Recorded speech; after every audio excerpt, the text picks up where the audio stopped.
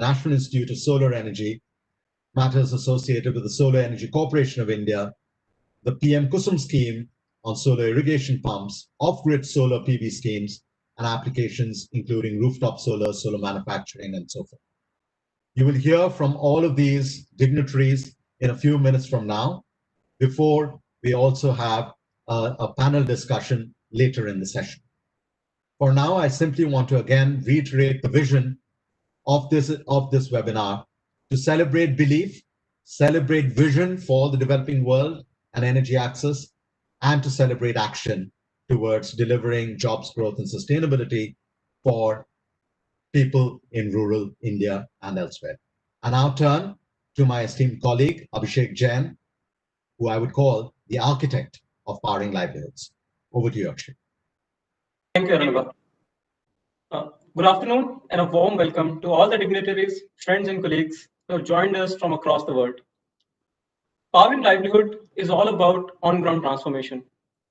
And we couldn't have a launch about the Powering Livelihoods without bringing in the on-ground voices into our conversation. In order to do so, we'll now play a 5-minute film so that we can weave in those perspectives from the ground and also give you a brief overview about Powering Livelihoods.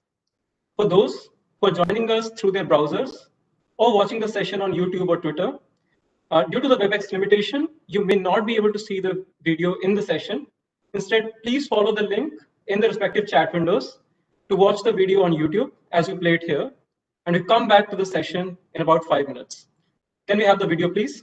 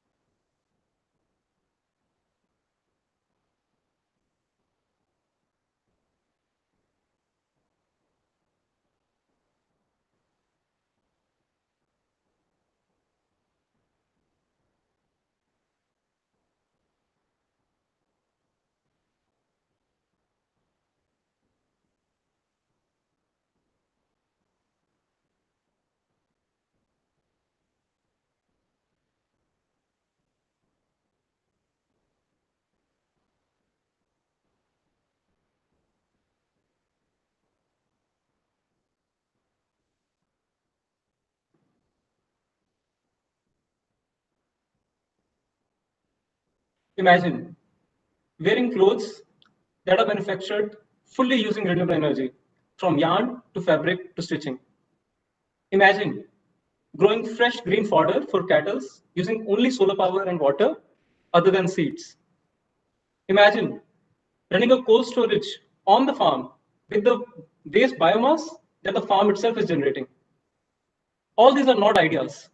This is the reality made possible by India's innovators and entrepreneurs. And now it gives me immense pleasure to introduce you to all the 6 enterprises which are part of the Powering Livelihood cohort.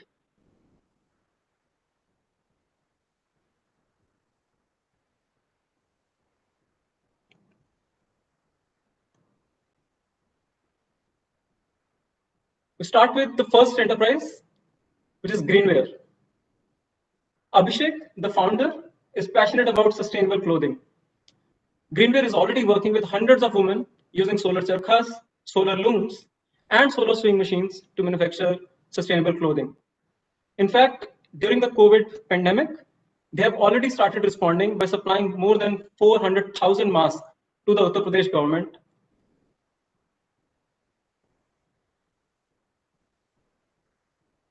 Next we look at Khetworks. Khetworks is a story about Katie and Victor, graduates from MIT, who directly plunged to start an entrepreneurship journey. For the last 4 years, they've been working with the small and marginal farmers of Jharkhand to design energy efficient and cost effective micro solar pumps, which can actually transform lives for millions of small farmers in India. Next, we have Kisan Dharmveer Private Limited. Kisan Dharmveer was once used to be a rickshaw puller in Delhi, and his story is personally to me is one of the most inspiring. He has innovated a machine which single-handedly can create juices, pulps, essential oils, jams, squashes, and whatnot. And that machine has already started transforming lives of more than 500 men and women across the country. Fourth, we have in the list Hydrogreens. Vasant Kumar, who started Hydrogreens, realized that there is a significant gap between the supply and demand of green fodder, fresh green fodder in the country, so particularly in a few months of the year. And since then, he has been inventing and innovating and starting selling these vertical stations where you can grow fodder only on back of solar power and water and just the input of seeds. Next in the list, we have Devi Dayal Solutions. Tushar is an investment banker who has now turned into entrepreneurship. He didn't want to solve the problems for the top 5%, but rather wanted to solve the problems for the bottom 50%. With highly energy efficient and DC powered solar refrigerators and deep freezers, they are transforming lives of various retailers, dairy operators, and healthcare workers across the country. Finally, we have Resham Sutra. As you already heard from Kunal, the plight of the woman doing thigh reeling inspired him to be the entrepreneur. And as a result, he has already deployed more than 11,000 machines which are solar powered and are helping the silk and the cotton value chain in the country. Now, while for enterprises like Greenwear and Resham Sutra, the beneficiaries are primarily women. But we wanted to make sure that this should not be the case only with a few enterprises. And hence, in the program, we have an explicit focus on enhancing women participation in the energy and livelihood value chain. And we are providing explicit support to that end. In addition to these 6 enterprises, we also have 11 enterprises which are representing the largest sector, because ultimately powering livelihood is not about moving a few enterprises, but moving the entire sector along with us forward. And I must say that what we're trying to do is in many ways unprecedented, and hence it involves a significant risk. And we're extremely thankful to our donors and partners who have embraced this risk along with us. Finally, I must acknowledge and take a moment to actually feel gratitude towards not just the team which has helped us build this entire initiative, but also the entire sector who has supported us with multiple deliberations, inputs, thinking, and thought in order to shape this particular initiative, which we hope will bring about the real transformation of the rural economy on back of clean energy. And with that, I would now request Shri Amitesh Sinhaji from the Ministry of New and Renewable Energy to start with, to kindly address the audience with his opening remarks.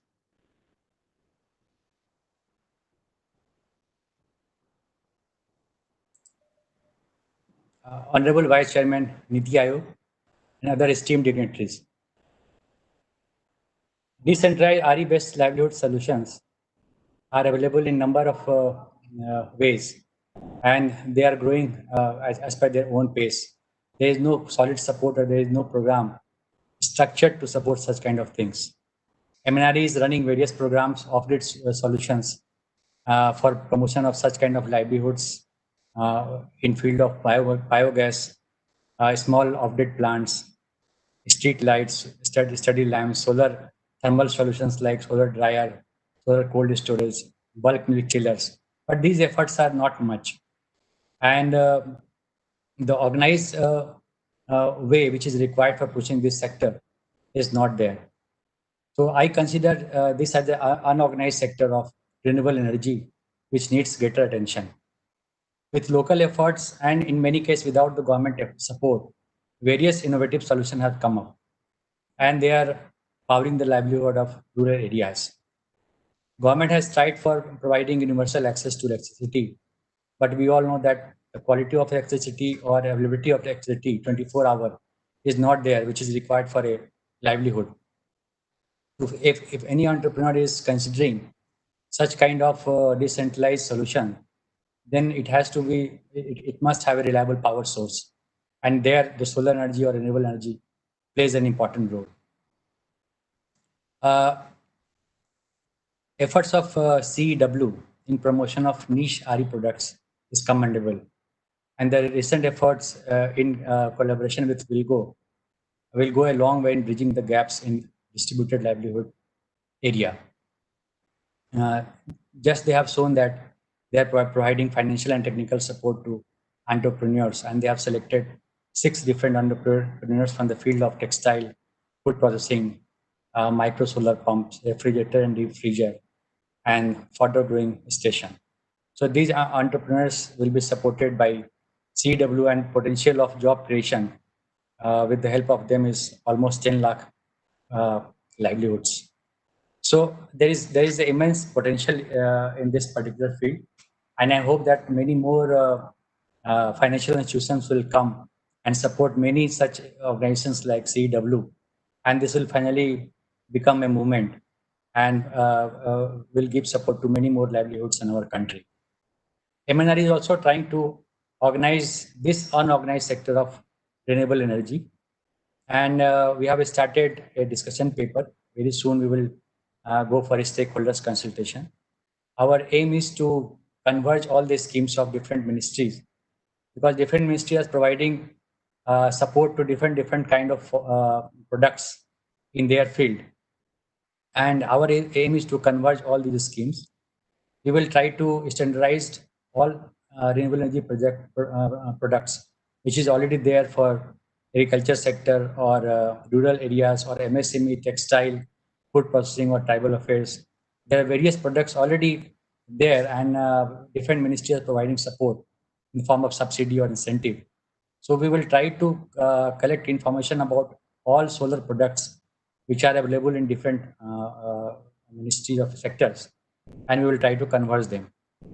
Here we want to organize and provide technical assistance for demand aggregation and providing solution to such kind of entrepreneurs. Then we will involve our state nodal NC and implementing NC once the structure is ready. We will also go for pilot studies, public awareness and information, and we'll try to tie up finance also for supporting such kind of initiative. Skill development is very important for such kind of livelihood missions, and we will also target that. So this is going to give a great boost to MSME sector, I think, and it will cover almost, we are covering almost 10 to 12 sectors, whether it is cold storage, refrigeration, drying, rice milling, horticulture, irrigation, textile, or a bioenergy sector. So we will try to come out with some kind of support in the form of a scheme or in the form of a program, and we'll push this further. I hope that with the efforts of CEEW, other NGOs, other financial institutions, and civil society, I think this movement will grow, and ultimately many lives will be benefited from this. And this distributed RE livelihood solution will really help making India truly Atmanirbhar. Thank you. Thank you very much, Mr. Sinha, for your encouraging words, and I hope we can fulfill the vision that you've outlined. Now it gives me great pleasure to invite Dr. Rajiv Kumar, Vice Chairman of NITI Aayog, to deliver the keynote address for the launch of Powering Livelihoods. Dr. Kumar. Thank you, Arunava. Your Excellency, Ms. Ogunbiyi, Sri Ramadurai, Mr. Higgins, Ms. Jhabwala, Dr. Hon'ble, and other dignitaries and friends, and the CEEW team.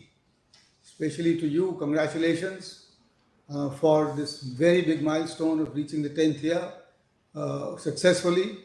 I know how difficult it is to run a successful think tank, having run one in the private sector before this, and now running one in the government, the government think tank. I know how difficult it is to make oneself relevant and to keep up the energies and the momentum.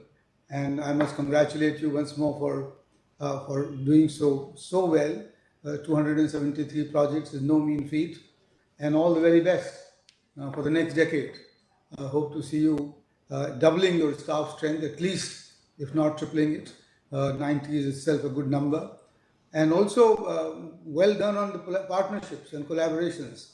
And the best of luck also to your partner in this project, Villgro.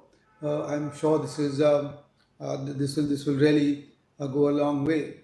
And I must confess that I commend you from converting yourself, or at least moving towards from being a think tank to an action tank, because there are not many of us that are able to do that.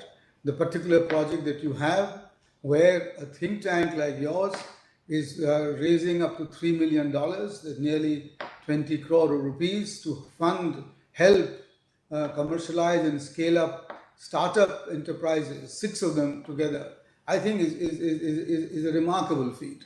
And I think it's something that should be set a benchmark to other think tanks as to how to combine theory with practice, because that's really where it matters. Because unless and this is an old tradition to say that theory with praxis leads to change.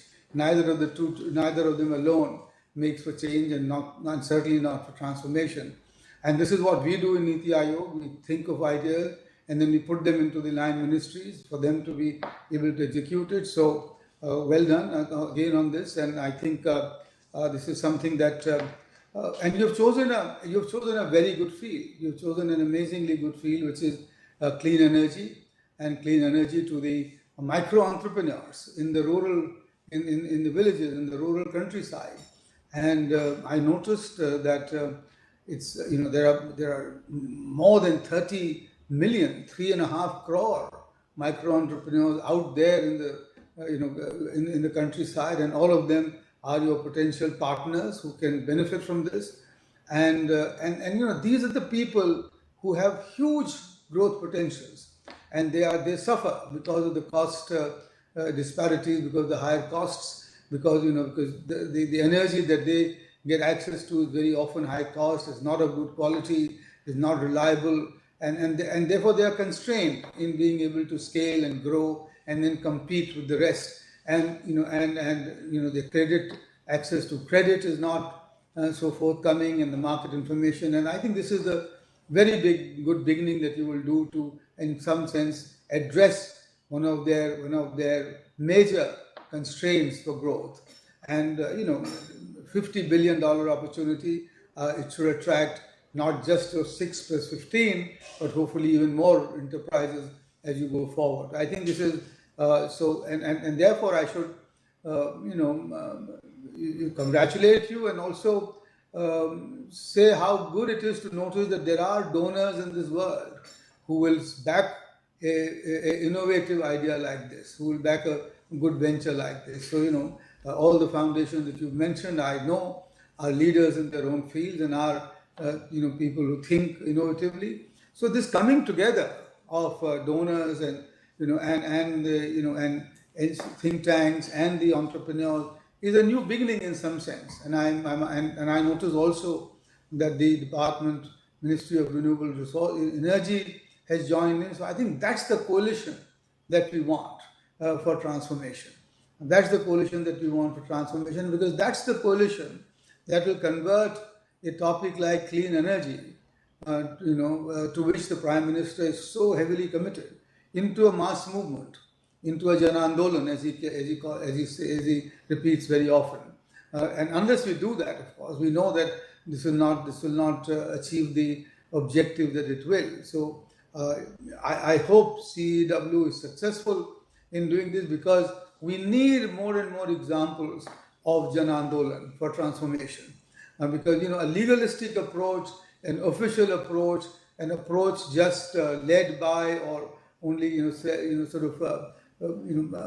supported by the government at any level will not suffice. What has to be done is to involve the people on the ground, is to involve the economic agents on the ground, and which is what these 34 million micro entrepreneurs are. And I'm sure once they see the benefits accruing to them, which they must, and as you've shown already, and I'm very impressed with the 6 enterprises having already done sufficient scale up. I mean, 18,000, consumers and employees, and for supplying 400,000, reusable masks, etc. is something which shows that they're already, they're not into that TRL 3-4 stage. They're way there. The proof of concept has already been done. And now what you're going to help them to do is to scale up. And once that happens, the examples are there for others to follow. And you will be surprised, and all of us will be surprised as to how quickly this catches on. Because, as they say in Sanskrit, pratyaksham kim pramanam. Once you see this in your own eyes, nobody needs further proof. So that's what's going to happen in this case. So I'm pleased to be associated with this venture. And I again wish you all the very best. Now, a couple of other things, which is that and all of us know that, and the Prime Minister has repeated it more often, that we are committed to an Atmanirbhar Bharat, a self-reliant Bharat, a self-reliant India.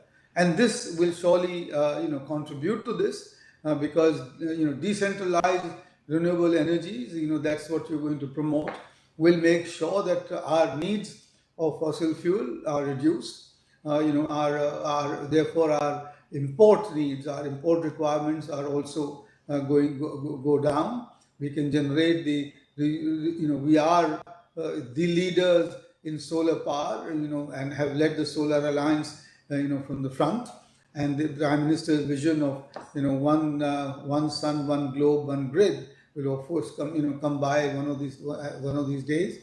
So I think your contribution to Atmanirbhar Bharat is only beginning, but will get increasingly important as you go forward, as more and more micro entrepreneurs join, and as you can give more off-grid renewable power to all those people who are there.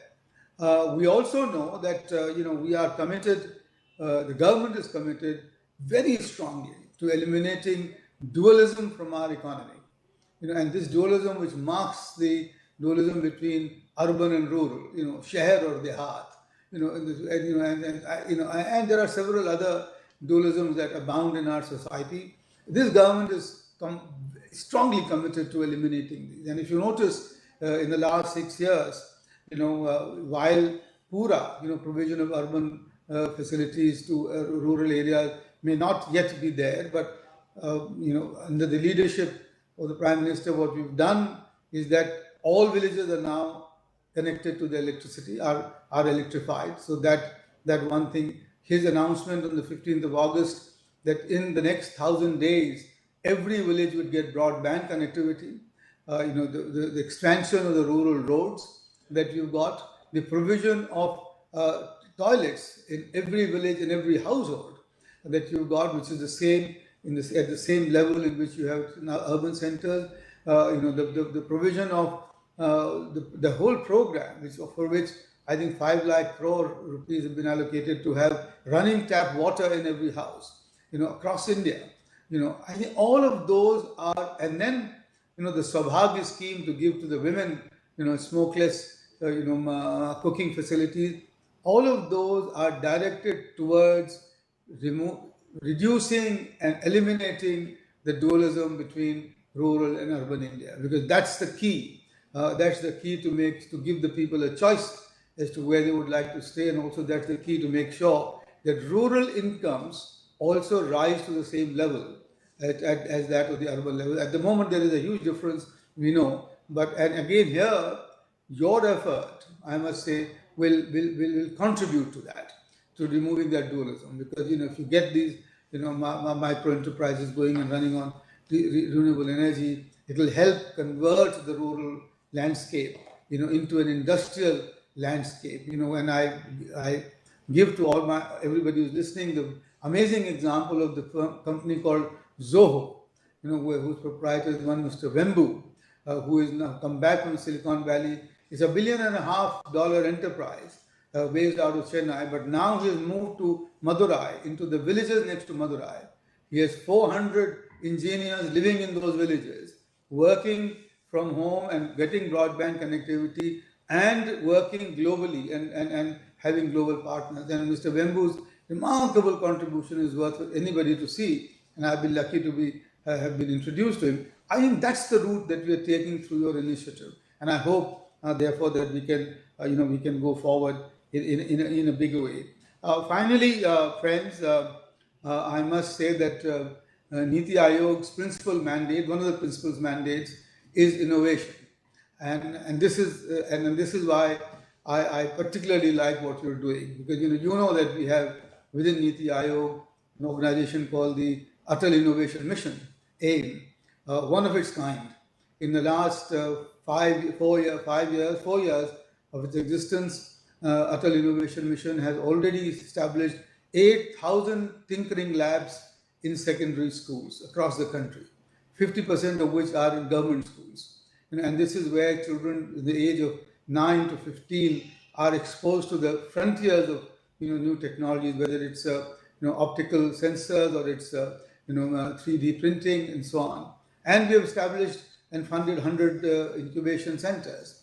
And now Atal AIM is about to be helping the small and medium enterprises to move from TRL3 to TRL8 with the help of the line ministries.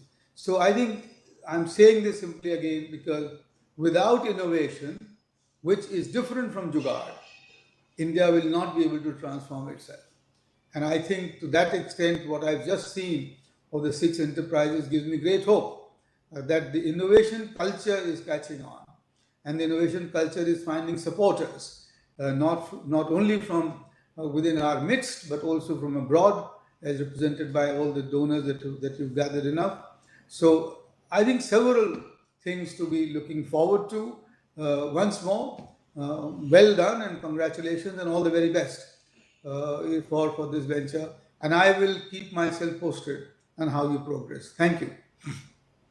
Thank you so much, Dr. Kumar. Those are very encouraging words. We will make sure that we keep you posted because for you to be present here and kick us off is hugely inspirational for us. We know how much through our other work and partnership with NITI Aayog, we know how much you are particularly interested in what's happening in the rural areas, whether it's natural farming, whether it is entrepreneurship. But this point that you just made about ending dualism is, I think, a mantra that we have to kind of truly pursue. One of our esteemed board members is Dr. Anil Kakotkar, and he has been proposing this idea of a sillage for how we can transform rural areas to again have the vibrancy of what we find in our cities. And of course, we'll hear from our other esteemed board member, Mr. Ramadorai, in a few minutes. So thank you once again for giving your time and allowing us to brief you about this. And most importantly, I hope that the 6 enterprises can, in the next round, we can have 60 enterprises and more to create that critical mass towards Atmanirbhar Bharat. Thank you very much, Dr. Kumar.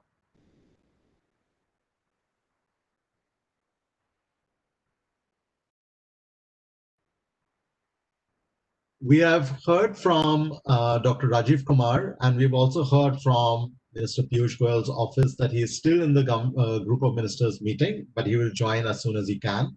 So what we'll do is we'll move forward with the panel discussion as planned, and then Minister Goyal will join us the moment his other meeting ends. Abhishek, over to you first. Thank you, Arunabha. Now it gives me immense pleasure to invite all the panelists into the panel discussion. Let me start with none other than our own trustee, one of our own trustee, Mr. S. Ramadorai, who has been the vice chairman of TCS Group. I see some echo. Okay, all right. I'm here. Thank you. Yeah. Sorry, I think there is some echo in the system. Sorry about that.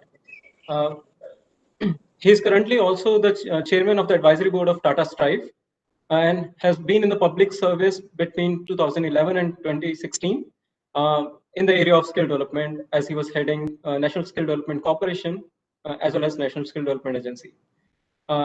Next, I would like to invite Mr. Per Hegnes, who is the CEO of the IKEA Foundation. As the CEO, Mr. Hegnes sets and drives the foundation's funding as well as innovation strategies, and is a tireless advocate for children living in some of the world's poorest economies. He also serves on the advisory board of the Refugee Studies Center at University of Oxford. We're glad to have you, Mr. Hegnes. Next, I would like to invite Ms. Renana Jhabwala, who is the president of Seva Bharat. Ms. Jhabwala has been working with Self-Employed Women Association Seva since 1977. She's also serving right now executive trainee of Mahila Housing Trust, and she serves on the United Nations High-Level Panel on Women's Economic Empowerment. Thank you for joining us, Ms. Jhabwala. Next, we have Dr. Harish Hon'ble, who is currently the CEO of Selco Foundation. Dr. Hon'ble is the co-founder of Selco Private Limited, and has been working in has been one of the pioneers in the space of decentralized renewable energy to solve challenges for the deprived communities. Finally, I would like to invite Mr. Srinivas Ramanujan, who is the CEO of Villgro. Mr. Srinivas brings in more than 2 decades of experience in sales, marketing, brand management, strategy across various roles in various sectors. At Villgro, he has been spearheading the effort after taking the baton from the last CEO a few months ago. And prior to Villgro, he has worked with Mahindra & Mahindra and various other corporates as an entrepreneur. With that, I will now hand over to Arunabha to start the panel discussion. Thank you very much, Abhishek, for the introductions. And of course, as I introduced right at the outset, Her Excellency, Ms. Damilola Ogunbiyi, the CEO of Sustainable Energy for All, and the United Nations Secretary General Special Representative for Sustainable Energy for All. Damilola, I think you're facing a little bit of internet bandwidth issues. So if you can, when that is resolved, we can switch on your video. But if you can hear us, I will turn first to you with my first question. Damilola, can you hear us?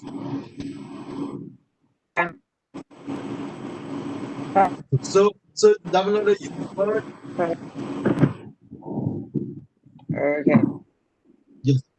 Yes, we can hear you. My first question is: you've seen we are trying to do here in India, the huge opportunity that there is, and people like Dr. Harish Hande will tell all of us more about the millions of such potential entrepreneurs that exist and need that leg up to deliver services, energy services, for productive practices on the ground. But I wanted to start with a slightly larger question. Seeing what's happening here with the passion that I've heard you speak on multiple occasions, the passion that you demonstrate on delivering energy access, especially the use of distributed energy in other parts of the world as well. What do you see as the role of clean energy-based productive appliances in unlocking economic potential in the global south? Thank you for having me and congratulations on your tenure. I think trying and these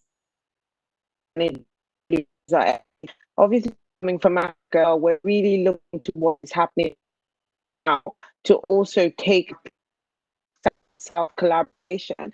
I be the head of a rural electrician agency, so I know firsthand services as part of the energy solutions we provide, and you just to households, you will forget the community, but there wouldn't be the economic growth story that we're trying to strive for. The other thing that I like about this, having women as part of the discussion. Women are not just as beneficiaries, but they should be the owners of a lot of these solutions. Because again, the data shows that a woman-driven enterprise is more likely to be successful in these communities. So for me, I'm just really excited that good think tanks like yourself, CEEW, and the likes of Selco are working on this, and SE4 is really passionate, but working with both of you, not just in terms of the Indian example, but taking a lot of these learnings and trying to make global entrepreneurs also in Africa and also countries that need it. Back to you. So thank you, Damilola. Let me turn to Mr. Hegenes. Mr. Per Hegenes, the IKEA Foundation. IKEA Foundation has been deeply invested in improving people's lives. You have a particularly important focus on renewable energy. But you yourself are also extremely passionate about vulnerable communities, refugee communities, etc. When you see these kinds of systems being deployed in fairly stressed areas and regions, what do you see as the role of such solutions to drive productive enterprises amongst more vulnerable communities and increase their resilience? Arunava, thank you for having me, and we are of course proud to be one of your partners and be part of this very exciting venture. I mean, as a foundation, we're really convinced that productive appliances powered by renewable energy access across sectors of agriculture, dairy, textiles, and food processing have a great role in improving productivity, but also therefore a great role in improving the incomes of families living in rural areas. So we're really excited about how also the government of India is seeing the potential in renewable energy solutions, and we're excited about their intent of rapidly scaling deployment of solar water pumps to reach up to almost 2 million farmers, which is quite impressive. And I think post-COVID, we're building rural livelihoods has become even more important, and distributed renewable energy can play a significant role in providing reliable energy to people living in really marginal areas. And those are the areas where IKEA Foundation is usually actively engaged. We're also excited to see how the government of India has expressed an intent to strengthen infrastructure by investing close to, I think, $1 trillion as a part of a COVID relief assistance. That's a good way of using relief assistance to create sustainable solutions. And this money is meant to finance the setting up of cold chain and storage infrastructure and establishing post-harvest management infrastructure. So increasingly, it's a great interest across the board for driving these types of solutions. So in recent times, we've seen many innovative companies offering cold storage and processing solutions for farmers that are powered by renewable energy, right? And now is the right time to really encourage such companies to penetrate deeper into the rural markets where the real needs are. And renewable energy companies require financial support. And since it's still early days, many business models are yet emerging, and more data and evidence around that works needs to be collected, and best practices should be shared widely to drive more scale. So that's a great segue to, I wanted to bring in Mr. Ramadorai. Mr. Ramadorai, can you hear us still? I can hear you. Great. So, Mr. Ramadorai, we've been, within CEEW, we've been talking to you and the rest of the board about this opportunity for some time. Villgro is the country's oldest and largest social enterprise incubator. So we've partnered. You've seen all the donors that have come together. Ministry of Renewable Energy offering their support, but no one understands scale better than you. You have taken enterprises to a scale that even if 1,000 such rural enterprises could achieve, we would have transformed rural India. So a very simple, blunt question: seeing the potential, seeing the technology, but also being aware of skills gaps, financial stresses, etc.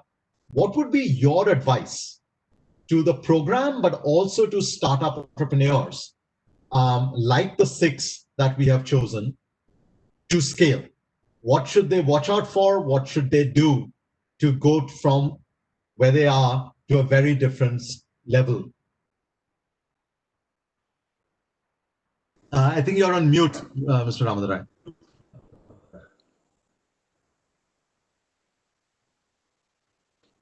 Yes, and we'll hear from you. And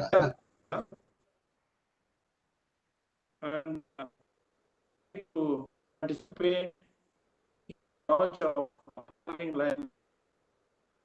the great initiative, thanks to the support of all the people that are part of this initiative. Entrepreneurs, organizations have supported, whether it is Greenware, Ketwar, Hon'ble, Hydro Greens, they will solutions or rations.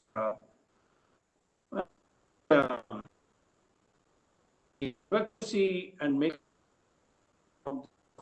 forum is the starting point, which gives recognition to every single rural enterprise. What they stand for, what their overall vision is, and what do they achieve in terms of making impact to the rural livelihoods.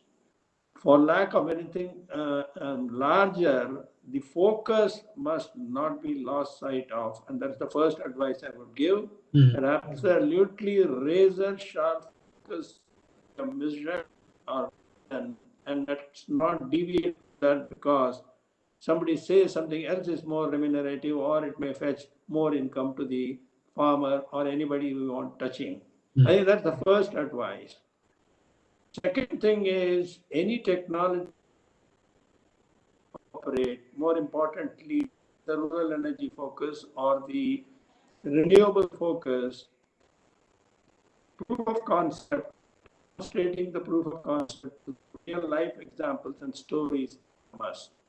The people who are funding, the people who are putting good money for addressing a problem, visit locations where the action is there instead of in a boardroom. So the second advice is make sure the people that you are impacting are seen by the people who are funding, so that the real life stories come out and they carry back the message for further, which means for the further level of scale. So advice, demonstration, proof of concept, storytelling, and creating a technology platform for common good, where the solutions, the technologies, the entrepreneurs, and the people who we are touching have market forces included. So a knowledge database, knowledge bank, and a platform for that becomes very possible today because of the connectivity, communications, energy, access, affordability, all of them can be demonstrated through the platform. So keep creating, fund more and more, or more people fund more and more across the country.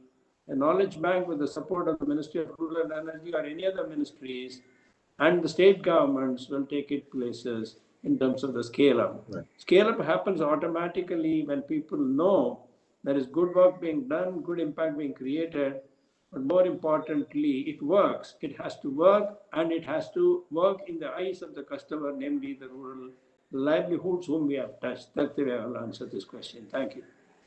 Thank you, Mr. Ramadurai. And I can see that Minister Piyush Goyal has joined us. So I'm just going to briefly interrupt the panel discussion and come to you. So I have, of course, formally introduced you, but it gives me great pleasure to introduce and welcome you once again, Minister Piyush Goyal, Honorable Minister in the Government of India for Commerce and Industry and for Railways. But ladies and gentlemen, let me take this minute to take us back 5 years when Minister Goyal encountered CEW for the first time. And we had just published at that time, as I mentioned earlier, the largest survey, the results from the largest survey on energy access. And, as think tanks, as research institutions, we're always a little concerned, how will government take independent, inputs? And we were so encouraged when Minister Goyal took the good and the bad and the ugly of what the survey revealed and continued to drive the big push at that time in his role as the Minister for Power and Renewable Energy for increased energy access. Fast forward 5 years, Minister Goyal, CEW is now a 10-year-old institution. We have partnered with the country's oldest social enterprise incubator to create Powering Livelihoods. And just to summarize, this program is a $3 million program, 22 crore, to support rural enterprises that are using clean energy to power up other productive enterprises in rural India. So from entrepreneur to micro entrepreneurs to scale is the theory of change that we are following for Atmanirbhar Bharat and a self-reliant India. We couldn't have thought of anyone better than you to give the inaugural address. Startup India is also one of your responsibilities, but you also know how to take things at scale. The 6 enterprises, Minister Goyal, are diverse. Some are using clean energy for solar-powered silk yarn production. Some are using clean energy for food processing, for submersible solar pumps, for creating an efficient, water-efficient way to create green fodder and other agricultural produce, to produce textiles and garments using renewable energy, or providing DC-based fans and solar refrigerators potentially, which could be used in primary health centers to store vaccines. So this is the range of enterprises that we are trying to help scale up. But we want to hear from you about what your vision would be, not just for India, but for the world, to use clean energy to drive productive enterprises in the rural communities. We had Dr. Rajiv Kumar just address us a few minutes ago, and we also have the UN Secretary General Special Representative and CEO of Sustainable Energy for All, Her Excellency Ms. Damilola Ogunbiyi. Along with them, we have Mr. Ramadurai, who you just heard from, our esteemed board member, Mr. Per Hegenes, from IKEA Foundation, Dr. Hari Shande, and others. So let me once again warmly welcome you, Minister Goyal. Thank you for always encouraging us, but we look forward to getting your guidance and your vision for this program. You're on mute, sir. Thank you very much, Arunabh, and my compliments to the Center to the Council of Energy, Environment and Water, the CEW, for completing a decade of public service. In fact, I've had many occasions to interact with you, but I think this would be one of the happiest days for me to see how your organization has matured to a very fine think tank, coming up with some very practical, pragmatic solutions as India transitions to a world superpower, but also a country which recognizes and respects clean energy as the driver of that growth. In fact, we have heard the Prime Minister articulate his respect for nature on several occasions. And respect for nature is not something which has to be thrust upon India or Indians. It comes naturally to us. It's a part of our culture, a part of our tradition. Many of us in this call also probably pray to the wind god and the sun god, to nature in its different forms, because we recognize, and this has been passed down generations, we recognize that nature gives us a lot of resource and strength, but we need to respect and protect that nature and, in fact, further the development of clean and good environments around us. And I think your organization is playing a very, very important role in the efforts of the nation as we move towards clean energy, as we move towards sustainable forms of development, which includes renewable energy in a big way.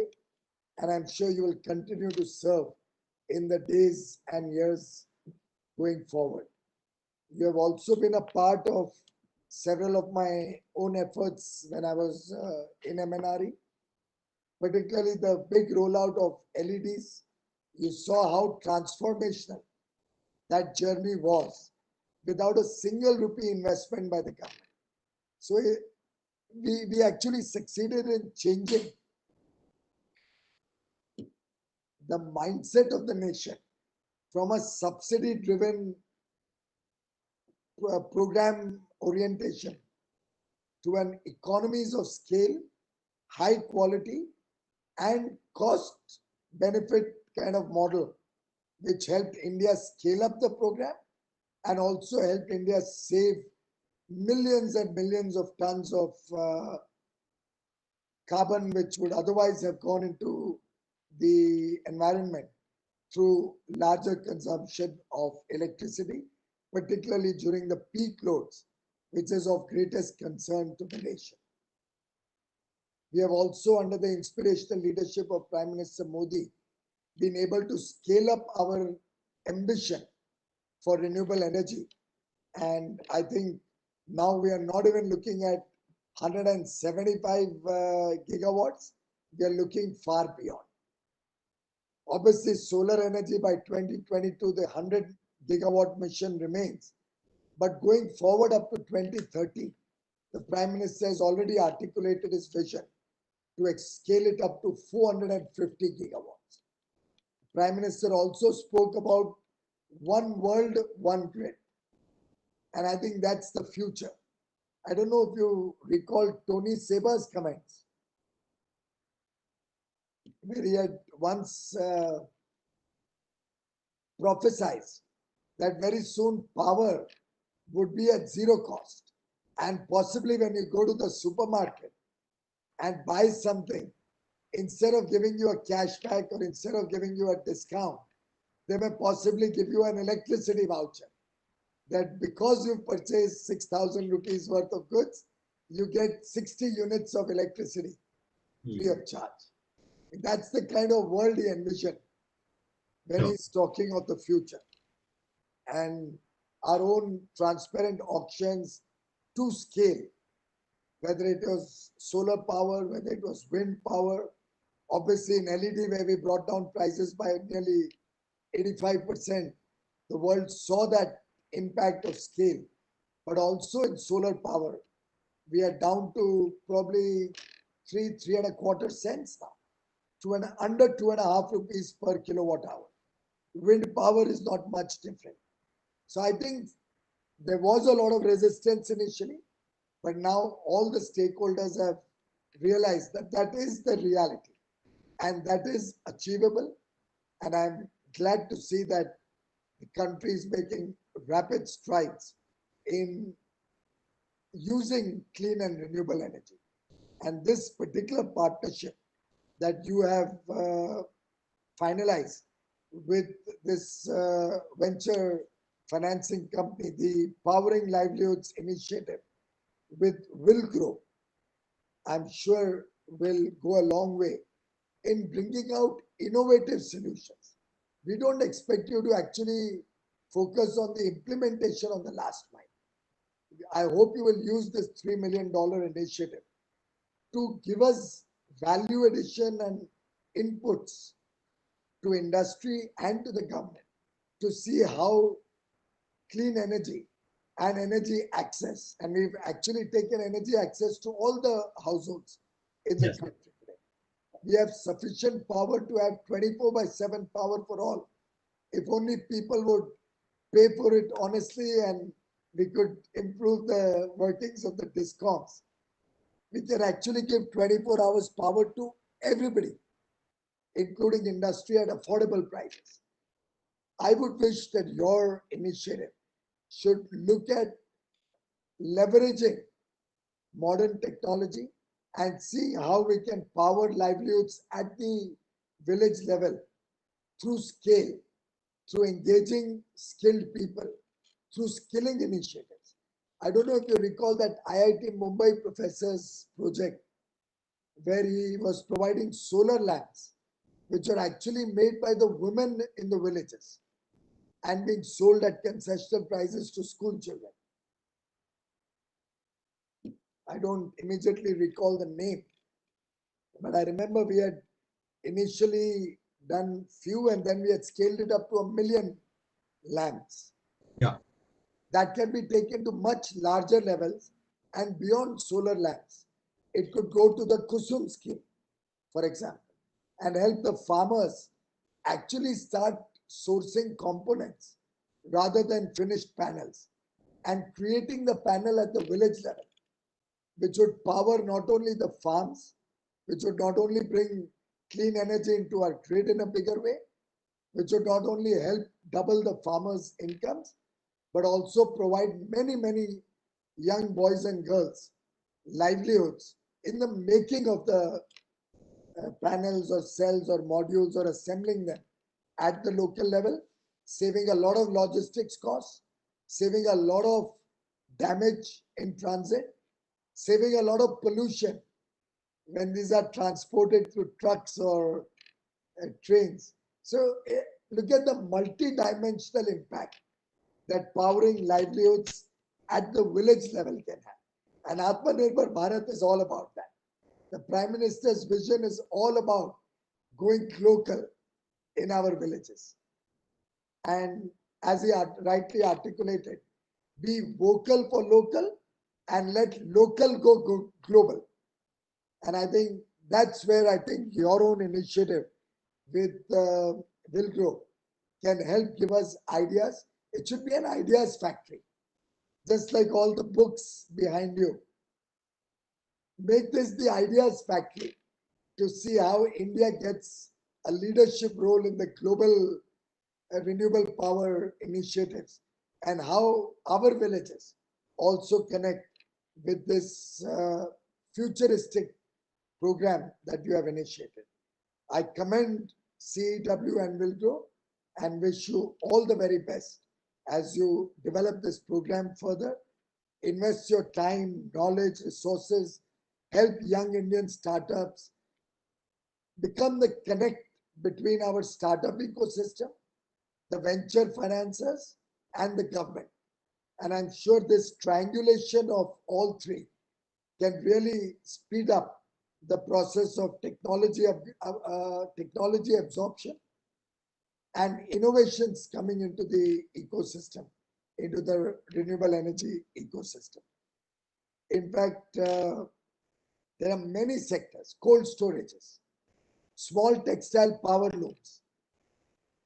We, in fact, in the railways, have a mission to be 100% electrified by December 2023. The first railway of this scale in the world which will be diesel free, 100% electric driven. And as a second step, and we've already started work on it, by 2030, we will be a net zero railway.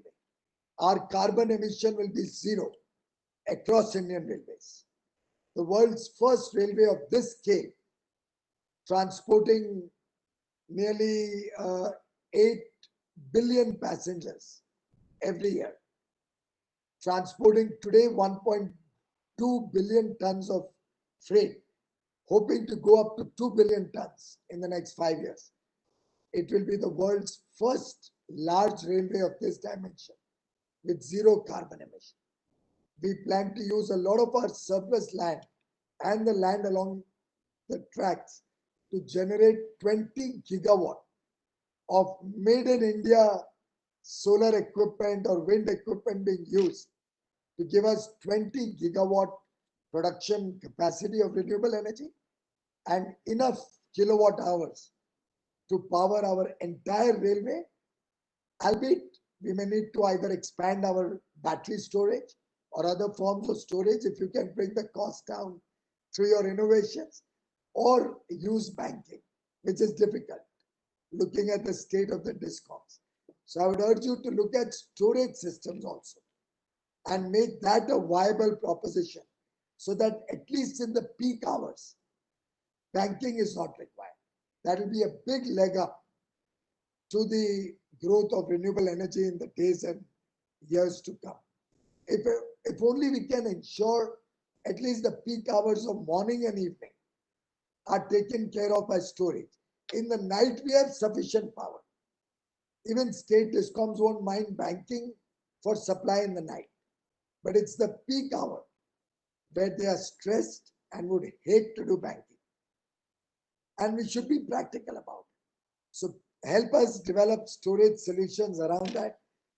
Help us develop viable cold storage solutions with the interconnect and interplay of renewable energy. That will give them sustainable business models at an energy price, which is the main cost, which can be fixed for 25 years. And their business model can then become viable. Similarly, water is something very dear to Prime Minister. By 2024, we want to make sure water goes to every home through a tap. But that home will also need to have pure water. So RO plants are going to become the flavor of the future. Can we connect that with renewable energy and determine that people get clean drinking water or clean cooking water at affordable price?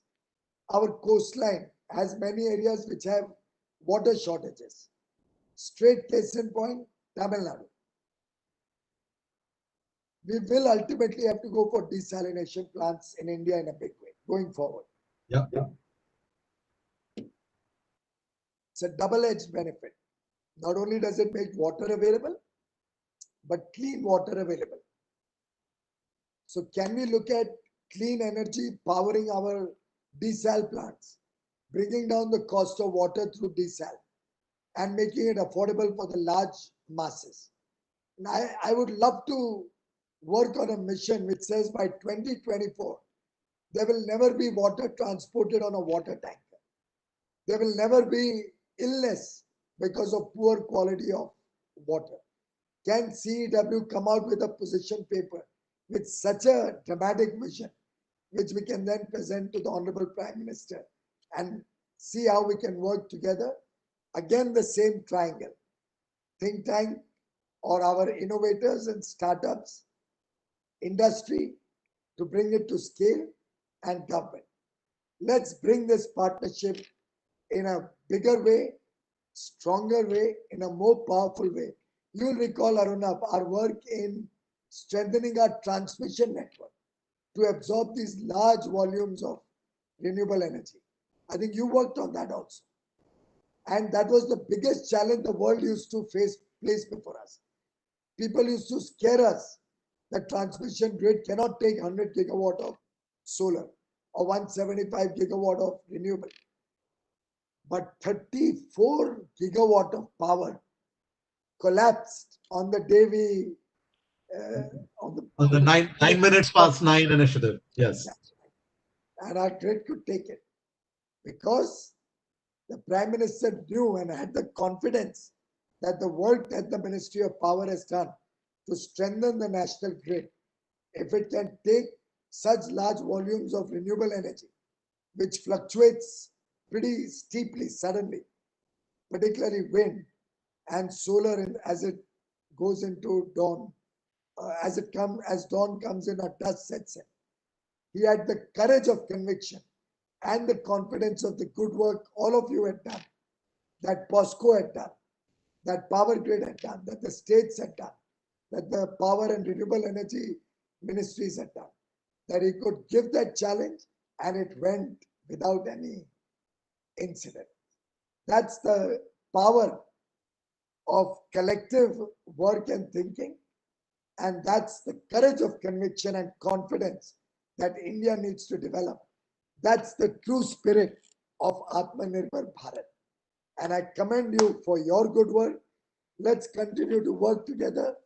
Come to the railways, come to commerce. Let's do more work together with CEW. And you will always find, at least in me personally and my teams, a ready, willing support system to further encourage and expand your work. My best wishes to you for the next 10 years and beyond. Go for it, Aruna. Best of luck. Thank you. Thank you, Minister Goyal. Very encouraging remarks. You know, at the outset of this program, I said we had 3 objectives for the program: articulating belief, articulating a vision, and then showcasing the action. And a lot of what you have said is completely in line with that ambition. If I may just take a few seconds. Yes, sir. Just 1 minute. I completely forgot. I wanted to start with an apology. We had a group of ministers going on, which is working on a larger agenda for Atmanirbhar Bharat and the future of India's economy. There was no way I could get out of that GOM. My sincerest apologies to you personally and to your entire program for the delay. I apologize, but my office will update me on whatever happened in my absence. Thank you. Thank you. It's very gracious of you, Minister Goyal, to even offer an apology like that. None is required. The fact that you are here with us, you're sharing your time, and more importantly, your passion with us for this initiative, it means a lot. A lot of the things you mentioned, you mentioned cold storage. CEW, you would be pleased to know, is one of the agencies that worked on authoring the India Cooling Action Plan, the first country that has come out with such a plan, and cold storage is very much a part of it. You'll also be pleased to know that we are already in discussions with your colleagues in the Ministry of Railways to support your vision for 100% electrification, the switch over to bio toilets, and as well as the solarization. So we are going to be supporting you on that as well. But most importantly, I think this triangle that you showed, right? The innovators, the investors, and the government. We have been at CEW since the unfortunate pandemic began, have been saying, how can we solve for another triangle? The triangle of jobs, growth, and sustainability. And I think it is certainly possible that coming out of this pandemic, that a new self-reliant India can pursue millions of jobs with small enterprises using advanced technology, deliver new growth, additional growth, but also be sustainable at a local level, but also at a national level in the way you've articulated. So thank you again very much for sparing your time and sharing that vision. I'm sorry, because I'm taking some liberties. I don't get time to meet you so often. Can you take up one project as a part of this initiative? I was just reading your presentation and the 6 subjects that you've taken up. Yes. Can you take up one which is very important and about which Prime Minister Modi himself is very keen? We need to develop a viable electric cooking system, which does fast cooking. So far we have induction heating and electric cooking, but it takes very long. Yes. I'm sure today's housewife or today's, fast pace of life doesn't allow us to indulge in 1 hour to make tea. Slow cooking. It's the Akbar Birbal story. Can we have fast cooking mechanisms through electric cooking replace cooking gas? That's an imported product, and that will be a big leg up for Atmanirbhar Bharat. It'll save us billions of dollars, provide a huge domestic manufacturing potential. 280 million homes need cooking. If all of us can be converted to electric cooking, think of the scale, think of the potential, think of the savings in terms of carbon emissions, and ultimately, all of this can move to renewable energy. Sure. So, if you don't mind, take this up. I've taken down the notes, sir. We will work on it. Thank you. Thank you again for your time, Minister Goyal. Thank you very much.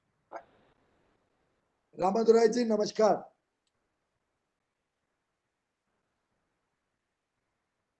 Let me come back. Thanks once again for your patience, members of the panel.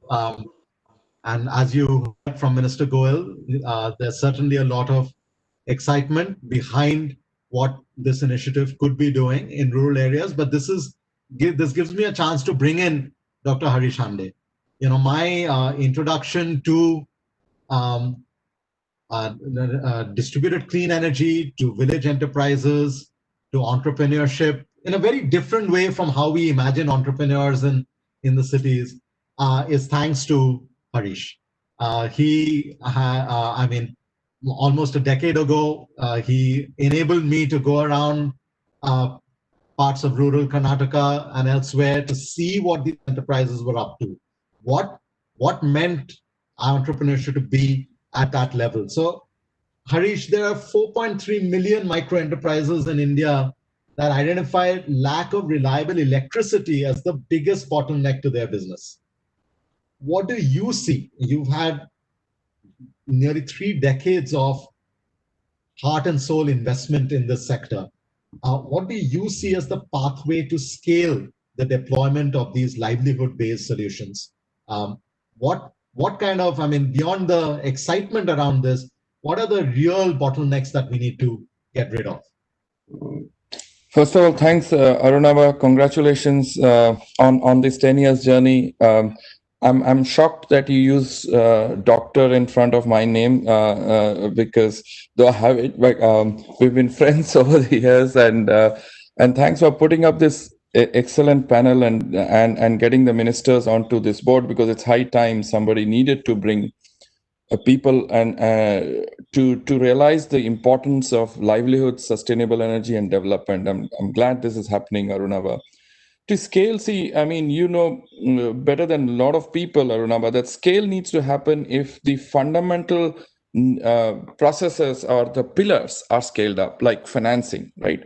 After sales, the financing and decentralized entrepreneurship, which is very critical. Today, we expect large, and we've unfortunately taken saying the scale up is going to happen just like it has happened in the IT industry, like the Microsofts, the Googles, the T. Yeah. It's about, and India has been a country of kirana shops, the country of street vendors. And that's exactly what did not impact in 2008 when the financial crisis happened in the world, was our nature of decentralized business, decentralized financing, decentralized entrepreneurship using the root cities as well as the rural banks.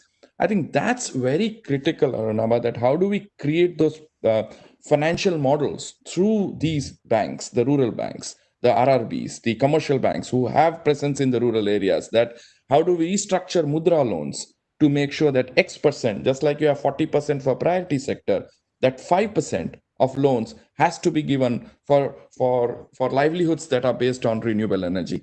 That will scale up. Just like agricultural financing got scaled up, Arunava, this will also scale up. The agricultural revolution has to be replaced now by energy revolution.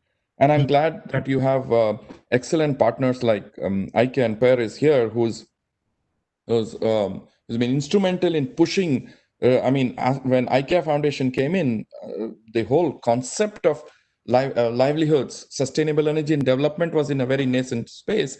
Now is where I think people are paying attention to what needs to happen. So I think let's scale up those processes, Arunabha, and that will lead to SME sector benefiting. Okay, I see that Ms. Also joined. I know we were having some technical issues earlier. Let me bring you in because earlier, I don't know, Renana, if you heard Abhishek's presentation where he was saying that the big focus of the program is also about not just women as beneficiaries, but women as some of the entrepreneurs that could be supported. When we think about entrepreneur, enterprise, or the ecosystem, what needs to change specifically for which so that more women can be at the forefront of driving such clean energy rural enterprises to scale? I think you're, yeah. Yeah, thank you. And yes, I've been listening from the beginning. I was very interested in your whole program and what has been happening on the ground. As far as women are concerned, as you know, SEWA works with women in the informal sector. We've reached about 2 million women, or not reached, but they are our members. So if you take the whole family, that's about 10 million people. And what we find is that whatever needs to happen, and I'm glad Harish Bhai went before me, because they can only work, or they work best in a decentralized way. And of all these women who are our members, at least 60% are what we would call micro-entrepreneurs or nano-entrepreneurs. So they could be home-based, like stitching, embroidery, spinning, small machines like so on. Or of course, lots and lots of women are small farmers. That's the largest number. And even larger is women looking after livestock. And in all of these, many of them do not even use energy, but many of them are aspirants of using energy and making themselves more productive. And what we have found is that they're willing to adopt, and within their means, willing to pay, of course, within their means, for any type of energy that would increase their income, increase their productivity, and therefore increase their well-being. And what they're looking for is the right technology, the right price, and absolutely access to finance. I think Harish Bhai mentioned this, and access to finance really is key, but it's of course not the only thing, because the right technology also has to be there. What would really, I'd like to do a quick plug for just solar lights, because what we find is that solar lights or any kind of lighting, once solar lights come into the house, or better lighting comes into the home, or even into the place they're working, their productivity goes up. They start small micro enterprises. For example, we've seen many women start small shops when they have bright solar lights, start tuition classes. Home-based workers continue working late into the night. So I do think I've seen that there is a sort of slowdown on solar lights as electrical spreads. But if we can have the right technology, the right price, as I said, then I see solar lights as really spreading livelihoods for women. The other major thing is, just to give you an example, in the desert in Gujarat, we had solar pumps for salt producers. Correct. And these salt producers are only able to use the solar pumps, which are very expensive, 1.8 lakhs, because they were able to get loans from SEWA Bank, and loans on condition they could repay. So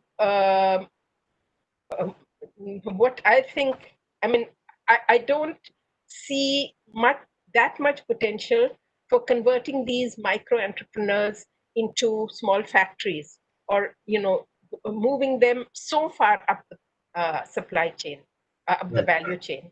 But what we do need to do is strengthen these micro entrepreneurs, increase their productivity with the right technology, the right spread, and the right financing. And I think financing is extremely important. And I'm sorry to say, but our nationalized banks or the private banks are not reaching out. We have thousands of cooperatives, finance cooperatives. We have, as Harish Bhai said, the RRBs. We do need to strengthen that for energy production. Sure. Okay, we are. I'm going to take the liberty of being the convener to stretch this by about 10 minutes beyond our scheduled closure, because I want to have an opportunity to bring all of your voices once again back in with some more specific questions. The point about financing, I want to come back to that, Harish, in a bit. But first, I want to come back to you, Mr. Ramadorai. There was a little bit of technical problem when you were speaking earlier, but I think I noted down your comments pretty well. If I heard clearly, you said the entrepreneur needs to have a razor sharp focus on the customer, and the lessons that are being learned and the stories have to be advocated widely. Now, one of the things I want to pick your brains on is about skills, because this is something, again, through and through. As I said, when Harish first introduced me to these rural entrepreneurs a decade ago, one of the problems is the entrepreneur was the engineer, was the CFO, was the marketing champion, everything all rolled in one. And you can't get scale unless you have people specialized to take things to scale.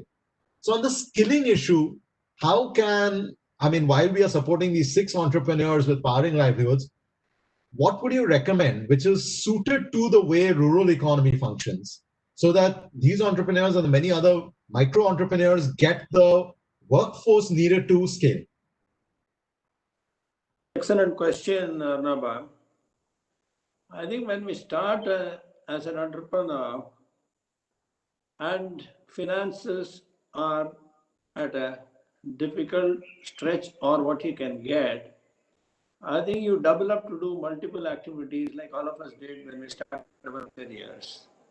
So that is the starting point. You have to be an engineer, you have to be a doer, you have to be a finance person, you have to be a personnel guy, etc., etc. But then skilling and reskilling and looking for talent on a continuous basis who are going to be part of your ecosystem or part of your organization, either as a full-time employee or on a basis where on call you can get their access in a shared manner so that the costs are again distributed. That's the second part of the equation very clearly. I think the third one, as you go further down, is the empowerment for scale up, because you've got to trust the people whom you have skilled, whom you have reskilled, and shed faster than what you accumulate new. It can't be everything is concentrated at you in a very hierarchical manner, with the result empowerment is just a word and not actually practiced on the ground. I think automatically things grow because everyone is focusing on the end customer. Everyone's knowledge on what she plays in the whole value chain becomes very clear. And that's the reinforcement that needs to be made, starting from the owner, the CEO and MD, or to the CFO or the head of personnel, chief innovation officer, etc. I think innovation plays a very critical role, and a grassroots innovation where you are close to the customer, how it flows back into the boardroom or into the CEO's desk is the other point one has to accept. It's not again a top-down saying that I will say something and everybody has to follow, even the customer wants it or it doesn't make sense to the customer. So I think these are the lessons for scale up. But skilling, learning through a digital and a is what is going to take this. And NEP was recently announced in July and discussed quite a bit, articulates these things very clearly, But the enablers are digital access to every village, access and affordability. Last but not the least, the work area CEEW is doing very, very well is the renewable energy access to electricity on demand, like a tap, the water on a tap. I think these are the enablers which will make it happen. Critical infrastructure, which gives them the access to the market and building the talent and then relating to what the customer wants at the end of the day. Thank you, Mr. Ramadorai. So now let me again bring Per back into the conversation. And my next set of questions will be related to finance, both to you and as well as to Renana and Harish. But as a philanthropic foundation, one of the world's largest, of course you have deep impact in the areas and in the geographies in which you're working. But philanthropic capital is also faces opportunity costs. What you invest between one geography and the next, or one sector and the next. What we're trying to do with Powering Livelihood is try to cover multiple sectors. There's the enabler of clean energy that Mr. Ramadorai was referring to, but the receiver is the rural enterprise, and the final beneficiary is the rural inhabitant. What your experience is the way to leverage philanthropic capital maximally towards achieving multiple objectives?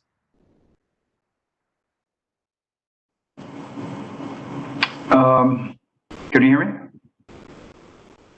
Okay, great. Yeah, you're absolutely right. It's, of course, true philanthropic capital is really scarce and limited. So it's really important to deploy it in a way that helps catalyze support for the renewable energy sector as a whole, and help different partners come together to create this infrastructure, this ecosystem that actually enables people in rural areas to buy access to renewable energy. And that requires a set of different partners working together, obviously. So, I mean, we're excited to also partner with the Sustainable Energy for All and Selco Foundation, who you have on the panel today, to work with us on this global renewable energy push. So I'm happy to see them on the panel. At the foundation, we're really looking at how we can deploy our resources meaningfully to help India and also countries in East Africa ramp up renewable energy infrastructure that builds livelihoods for people and open up opportunities for them. But we understand that, of course, much more money is required to encourage innovations around efficient appliances and supporting innovative business models.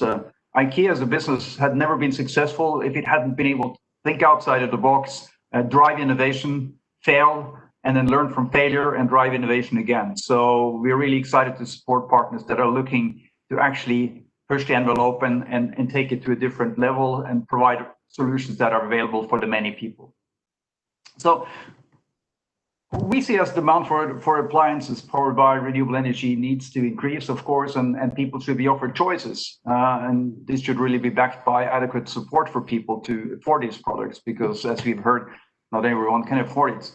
So I think all of this calls for mobilizing resources in research and development, in promoting innovative business models, creating demand, and making risk capital. And we heard a lot about risk capital and support.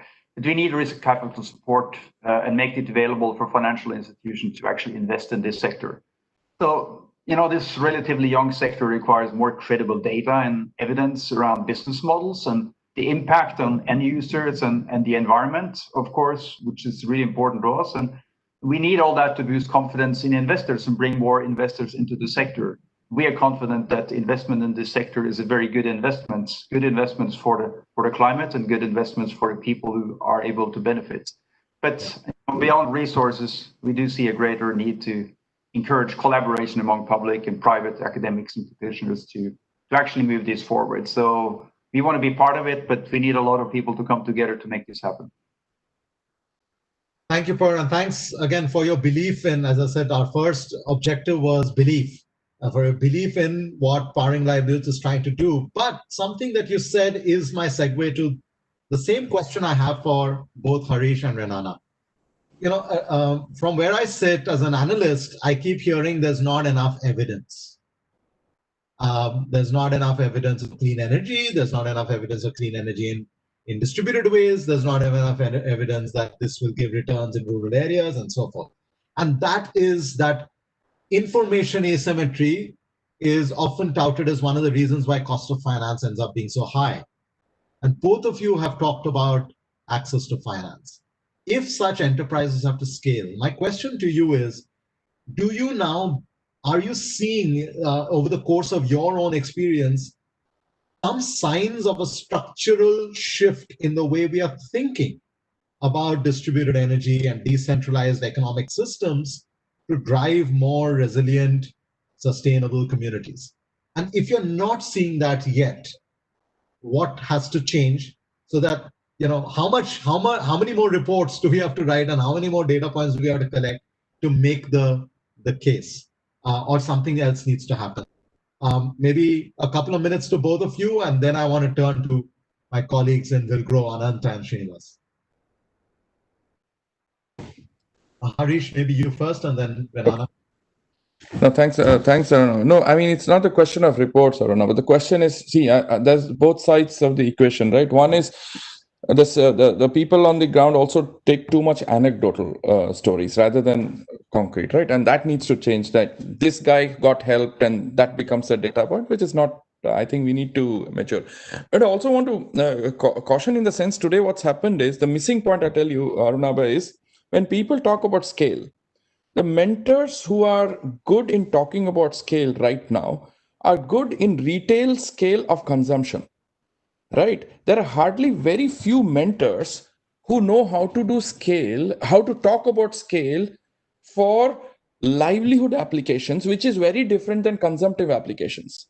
Right. Scaling livelihood options is a very different ball game than scaling consumptive goods. And so, and how do you sell retail? You're selling here retail livelihoods, which is not like you sell a TV and that's over with you. You can scale it up, right? Finance. Scaling any of these livelihoods that you have shown requires customized financing, different management skills, market linkages. Those are processes that you just cannot sell a product and say, I'm going to scale. So I think taking on what Mr. Ramdurai said, if we can add to the skill sets of people in the future, how do you, many of these entrepreneurs that you see today, what you have shown, Arunabha, 6 of them, 7 of them, the issue that they'll face in 2 years is, who are the entrepreneurs, who are the mentors who have scaled up retail livelihoods? It's not about scaling, and that I see an issue. And that we need to plug, and we have, and same thing, I'm sure, with looking at Seva's experience, people criticize that Seva has not scaled up. I'm sorry, if Seva scales up, it will destroy the concept of Seva. Seva needs to be replicated, not scaled up in the way it is. And I think that's, and we need to use the word scale up in a different form also, Arunabha. Mr. Ramadara, you want to comment? Sorry, Renana, I think Mr. Ramadara had a 2-finger. Yes. No, I think what Dr. Hon'ble said is absolutely correct. Instead of simply saying scale up, we should call the term distributed scale up, where replication and knowing from each other, innovating and then doing it. Right. That will take us to the access, reach, as well as scale up continuously. So, Renana, I'm assuming you will not differ from what Harish and Mr. Ramadara are saying. Can I just say something very, very quick? Yes, of course. Which is that I see a real gap in the financing system, a real gap. Because as you said, people do not believe giving those kind of loans, which would be to micro entrepreneurs, which would be, say, between 1 lakh to 5 lakhs, 7 lakhs, that is not available. 20 years ago, we didn't have very tiny loans. We showed evidence, and then the whole microfinance system developed. But the microfinance system is really very, very small loans. And then you have the formal finance system, which are much larger loans. But you do not have this 1 lakh to 5 lakh, 7 lakh system, which would give to these micro entrepreneurs who cannot produce, who cannot show large stocks, who cannot show balance sheets, and so on. So I think there is a very big gap in the financing system. So we need a microfinancing system for small entrepreneurs or for micro entrepreneurs. I think that's our gap. Thank you, Renana. I'm going to now, I'm going to thank all of you on the panel for sharing very precise nuggets and tips, which should serve as sort of markers of how we evaluate the progress and the progression of powering livelihoods. But I want to, before I turn to Srinivas, I do want to request Anant Aravadam from Villgro. Anant, I would call, is the other architect of powering livelihoods, along with my colleague Abhishek. Anant, I want to hear from you a couple of minutes about some of these issues that you've heard from the panel, from the minister, about replication rather than scale, about finance. On the ground, what does your learning or what tell you as what's the appropriate way you would like to take this program forward? Yeah, I think thanks so much, Arunabha, and thanks everyone for joining and making this inaugural program a great success. Just wanted maybe one observation, and I'll focus on that. I've been working with productive use or entrepreneurs who bring energy and livelihoods together. And one thing I've been observing, it's been now 3 years since myself personally and Villgro have been working with this category of entrepreneurs. One thing I'm seeing is, we no longer even think of them as energy entrepreneurs. I mean, energy is part of what they do, right? But they are really now getting more and more proficient in the specific kind of sector they work in. For example, if you take somebody in the solar cold storage, right? I mean, of course, energy is required to bring that reliability into the cold storage, but these guys have become now agriculture experts. They know crop pricing, they know fluctuations, how the crop fluctuations happen. Many of them have actually, and the successful ones have entered into the value chain themselves, right?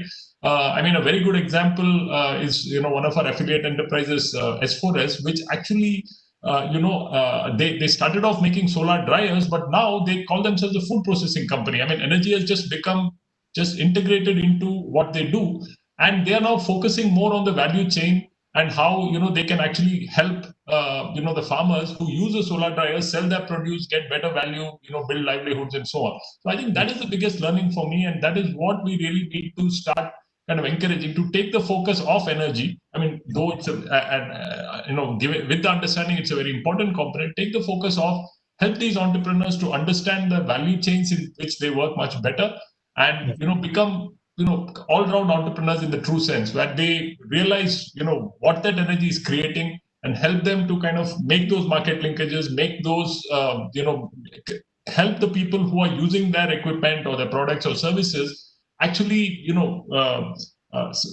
sell better, earn more money, and understand the fluctuations of the markets in which they work. So I think that is my single biggest learning of this whole thing, and we intend to kind of push that forward. In terms of the decentralized question which you asked, Arunabha, I think that's and Harish pointed out, and like you, my entire introduction to renewable energy was completely from Harish. So we completely believe in this concept of decentralized not only the energy, but also the development of these entrepreneurs and the work that they do in clusters, in decentralized clusters, which can then scale up, rather than a single entrepreneur trying to scale and become a gigantic organization. I think decentralization is definitely the way to go.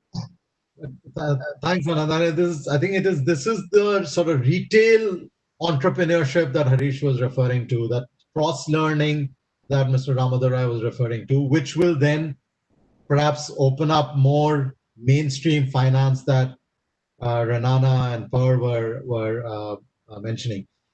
So I have nothing left to do except to introduce my collaborator in this, Srinivas Ramanujam, who's the CEO of Villgro. Been listening very quietly.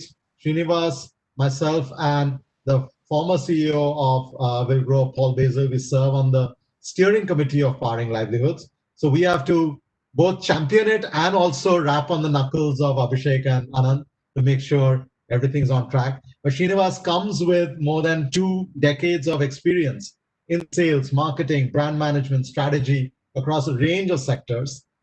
He's been an advisor to Flybird Innovations, He was an entrepreneur at Mahindra & Mahindra, helping to incubate new business concepts in the farm sectors. So Srinivas, you've heard us all, but I just want to offer our sincere thanks to you and Villgro for your partnership. Over to you to deliver the formal vote of thanks. I hope I'm audible. Yes. Fantastic. Today's discussions highlighting the potential of and also the rural economy. I'm really excited to hear this. I'm sorry, you said something. You need to come a little closer to the microphone, Shini. Right. I'm in fact very excited about the opportunity here that where we're going just beyond energy access and we're just beyond connectivity. And personally, when this entire program got visualized, we are hoping to harness the power of. You're not able to hear him, Arnaba. Shini, we are struggling to hear you. Is it any better now? Yes, it's better. Yeah. Okay. If you turn to your right, we are hearing better. Probably the microphone is to your right. To your right. Okay. Yeah. Is this better now? Yes, yes, this is better. Okay, fantastic. Well, we worry about hearing loss in the left or the right ear. I think Mr. Ramadhara is right. We now have to think about left or right microphones. Yeah. So, in fact, when we started the design, at CEW and Villgro, when we were looking at the design and how we want to make this happen, we were hoping to harness the power of entrepreneurship to see how it can benefit largest community segments of community. And as the program shaped up, pretty much everyone we spoke with, right, our donors, folks at the Ministry of New and Renewable Energy, many of our other supporters were so encouraging that I think it's this collective thinking and the design which has come together today, which has given us the shape. And like Arunabha mentioned right at the outset, I think this is just a start. Right? So we're working with 6 companies, but literally this is a proof of concept on helping communities become more self-reliant. And in fact, this pandemic has shown us how it can be an opportunity to become more resilient while also being sort of independent. So I'm really excited as this program is launched and we start working with these companies. It really gives us the opportunity to be able to fine-tune and hone the tools that we have, such that when we scale it up, we have a far greater chance of success. But at the same time, I really want to congratulate and wish the enterprises that are going to be working with. Right? So, Resham Sutra, Greenware, Dharamveer Food Processing, Kateworks, DVDR Solar, and Hydro Greens. Best of luck. We really look forward to working with you in the next 3 years. It's also been an honor and privilege to have Mr. Piyush Goyal, the Hon'ble Union Minister for Commerce and Industry and the Railways, and Dr. Rajiv Kumar, the Honorable Vice Chairman of the NITI Aayog Government of India, with us on this August occasion. It gives us a lot of positive energy and momentum to take this forward. And they've been champions of sustainable development. They've been integral to getting the push on either rural electrification, renewable energy, and innovation. So we are hoping we really can take their message across. And when the Honorable Minister spoke about the triangle and partnerships, I think this is a great, fantastic opportunity to make that happen as we get into a more self-reliant India. We also thank the Ministry of New and Renewable Energy, the Government of India, and the Joint Secretary, Mr. Amitesh Sinha, for their support in getting this initiative off the ground. Surely, this is an important but a big step as we build that, put in these efforts to build a self-reliant India. We're also grateful to Her Excellency, Ms. Damilola Ogunbiyi, as she joins us and graces the occasion and endorses the Powering Livelihood initiative.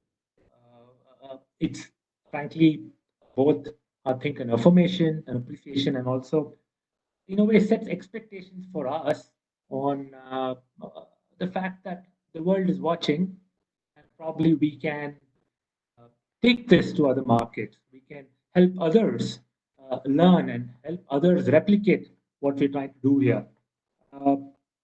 So our special thanks, Mr. Per Hegenes. Thanks a lot for your support and for joining here. Thank you, Mr. Ramadurai, Mr. Hon'ble, and Ms. Jhabwala. Thanks a lot for joining in. And I think your input here has been very valuable as we build on this program and as we take this forward. And gratitude to our donors for the connection and the support in the Powering Livelihoods program.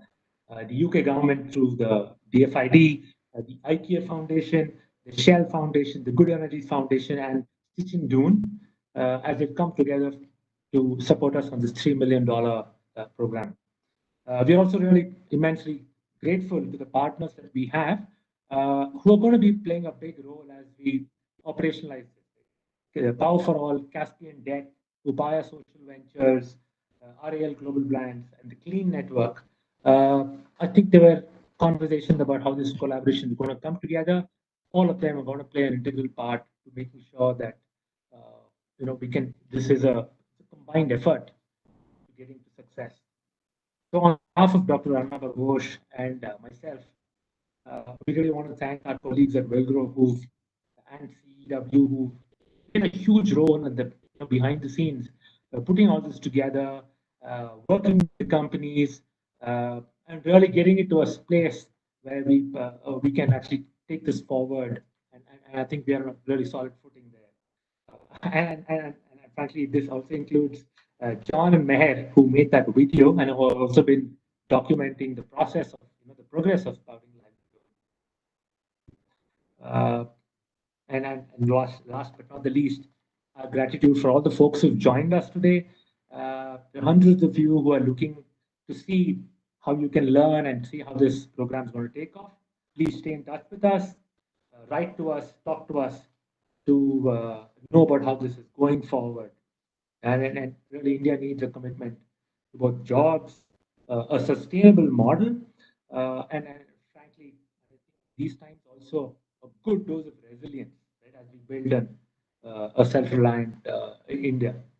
So we hope our this endeavor inspires more entrepreneurs, inspires more innovators, and helps us achieve both for us our goals and for them their dreams. Thanks a lot for joining us here. We look forward to sharing progress as the program rolls out. For any further information, please just please log on to poweringlivelihoods.org. Thank you once again. Wishing you all a pleasant day. Thank you. Thank you. Thank you very much. Thank you.